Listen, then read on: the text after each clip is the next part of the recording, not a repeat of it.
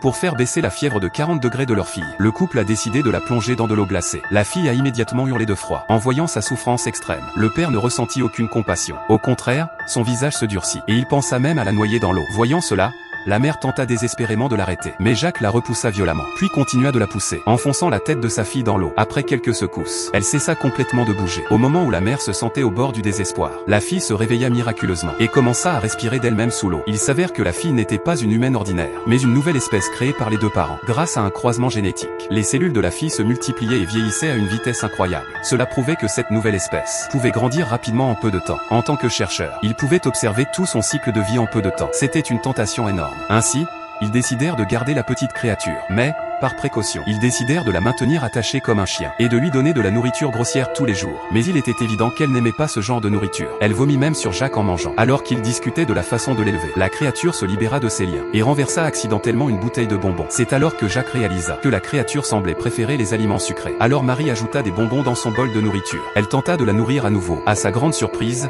elle mangea goulûment. Dans les mois suivants, la créature développa des bras, et la fente de son corps se divisa en deux. Elle commença également à développer des caractéristiques féminines humaines. Comme le couple n'avait ni fils ni fille, Sarah la prit comme sa propre fille, et l'éleva comme telle. Elle la nomma Zurin, tout en constatant que son intelligence se développait rapidement. Sous sa direction, elle apprenait à écrire des lettres complètes en peu de temps. Sarah était très satisfaite de sa fille, mais elle ignorait que cela allait conduire à une catastrophe, et que bientôt, elle en paierait le prix fort.